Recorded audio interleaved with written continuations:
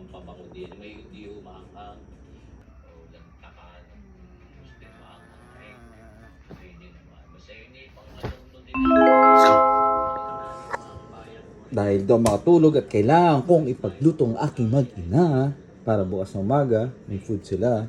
So, gagawa tayo na tomato pork recipe or kinamatisang baboy. Ito ang ating mga ingredients. Yan.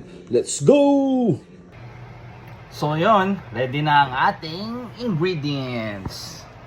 So, yan ang ating ingredients sa ating kinamatisang baboy.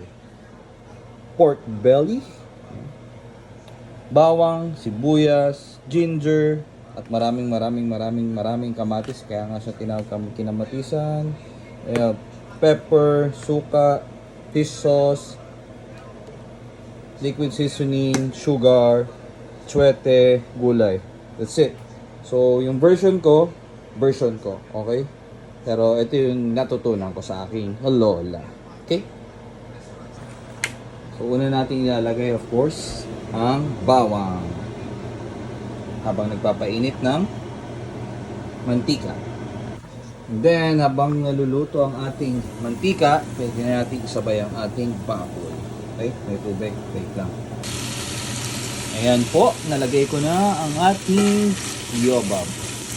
So, sa puntong ito, ayan, habang naluluto sila, pwede na natin isabay yung luya and onions para magsama-sama ang kanyang mga aromatics.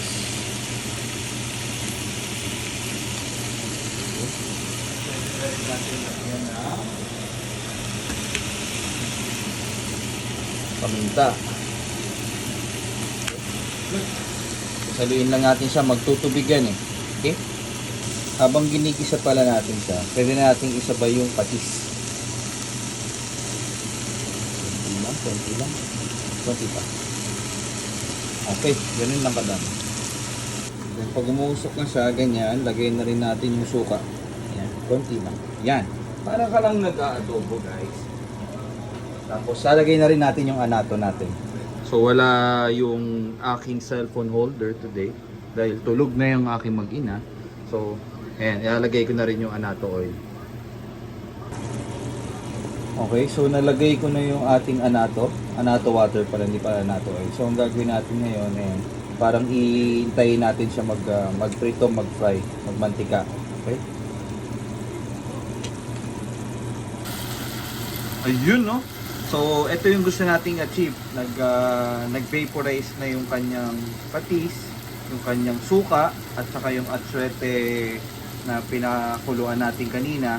So, yan, luluto-luto na yung napafry-fry na yung yung garlic na nilagay natin at saka yung mga ibang ingredients at saka yung ating baboy. So, isasangkot siya lang natin to ng ilang minuto pa, tapos ilalagay na natin ang ating kamatis. Okay? Yun.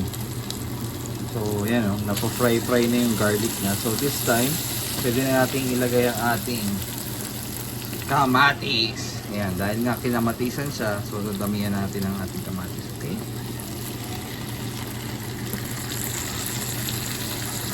Halo.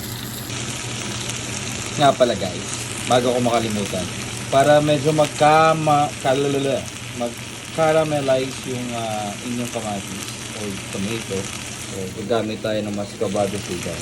Ayan, konti pa. Ayan, okay, halo.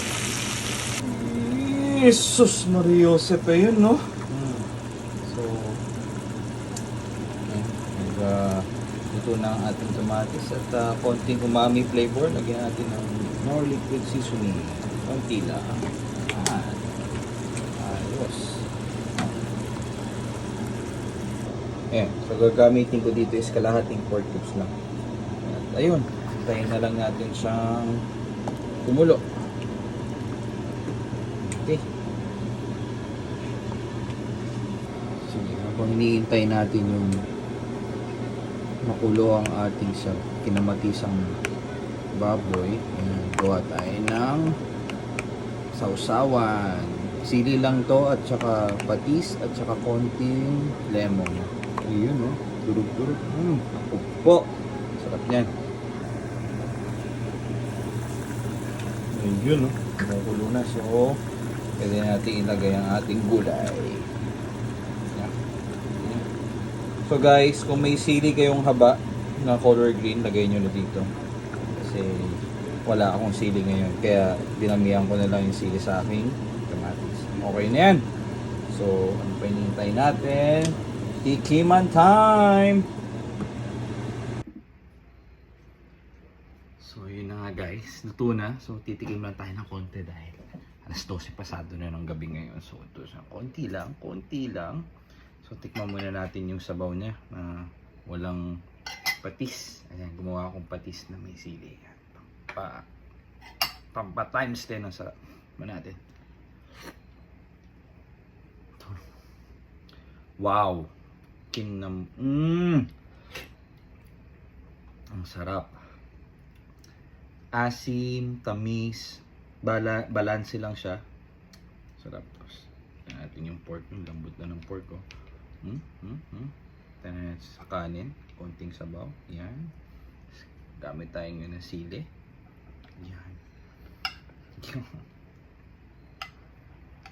One big bite. Konti pa sabaw.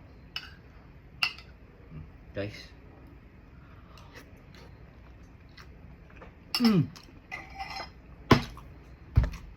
Ito ang sarap. Yung patis, nagpa times 10 ng lasa. Luigi, alas 12 na, ba't ka pa kumakain? Patis sili. So yun. Ang sarap ng version na to guys. Try nyo to. Promise. Text mom. Yung pork, andun yung lasa ng pork. Yung kamatis. Yung sugar. Konting alat. Panalo.